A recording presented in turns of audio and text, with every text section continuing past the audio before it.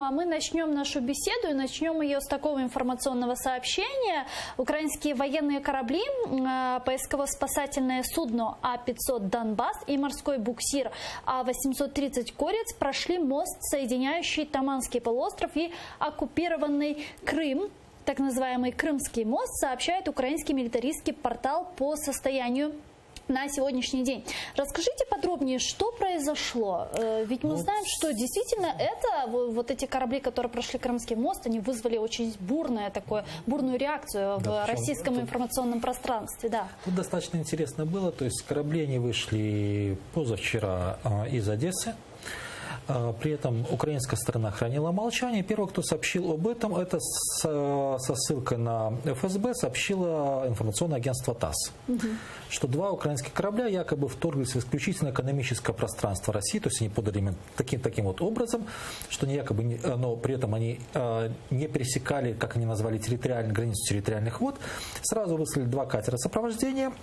Но дальше началось самое интересное. То есть корабли явно шли курсом обогнуть Крым и войти в Керченский пролив. Они шли с Одессы. Да, они шли с Одессы. И по большому счету я просто отслеживал как раз-таки реакцию российских медиа.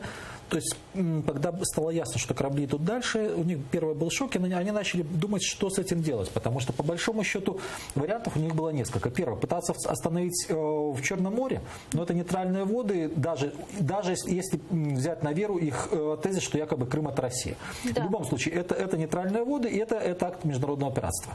Тем более останавливать военные суда. При этом, если по отношению к таким терминам, как аннексия, оккупация, крупные страны, экономически мощные, они относятся еще так, могут поспорить, что это такое, но мы знаем, например, когда ситуация с Крымом, то в случае проблем с судоходством, проблема движения, в том числе товаров, реакция чаще всего достаточно жесткая. Помним, что случилось с сомалийскими пиратами, в частности. Кстати, возле границ Крымского полуострова ФСБ РФ из оккупированного Крыма недавно еще задержала рыбаков, которые там якобы, по их данным, осуществляли рыболовство, незаконное якобы рыболовство, и забрали паспорта, и люди до сих пор не могут переехать на материковую часть Украины. Дальше смотрим. Дальше что происходит? Следующий этап, это первое. То есть это для России достаточно спорно было. Второй этап – это попытаться не впустить в Керченский пролив. Но не впустить в Керченский пролив – это также для них было бы плохо. Почему? Потому что сейчас не секрет, что они накаляют обстановку в самом Азовском море, они задерживают суда под третьим флагом. Тут очень важно, что они, как правило, очень мало судов, если смотреть статистику, которые задержаны, очень мало кораблей под российским, и тем более под украинским российским флагом. Почему? Согласно договору, это море, оно внутреннее. И статья 2.1 этого договора говорит, что корабли военные и гражданские, идущие под своим флагом, в свои порты, они пользуются свободой мореплавания. То есть их задерживать не имеют права, кроме этого, как свои собственные компетентные органы. Это договор с 2003 года. Да. Вот. И таким образом, если бы они попытались остановить возле Керченского пролива, то в таком случае это прямое нарушение договора. Украина получала бы просто колоссальные козыри для того, чтобы уже утверждать с конкретным кейсом, что ребята обязаны были пропустить, не пропустили. С другой стороны, пропустить через Керченский пролив для них это уже внутренний политический риск. Что такое? Они воспринимают мост, который ведет в Крым, как, скажем так, документальное или физическое свидетельство того, что Крым наш. Вот. И если посмотрим российскую пропаганду, то там говорится чаще всего, что Украина, она слаба, Украина ничего не может, вот мы Крым получили, и украинцы с этим ничего сделать не могут.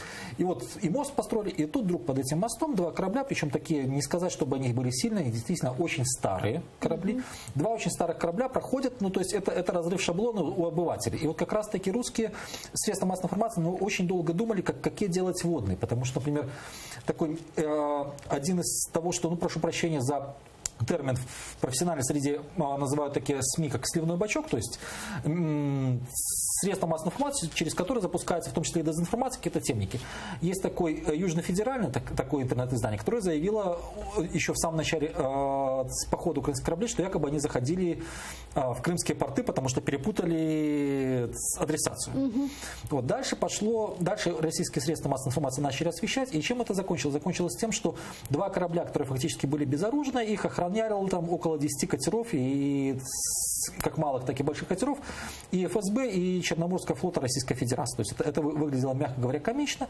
Но дальше корабли зашли в Азовское море, и, ну, в принципе, по большому счету они будут выполнять свои функции, но что важно?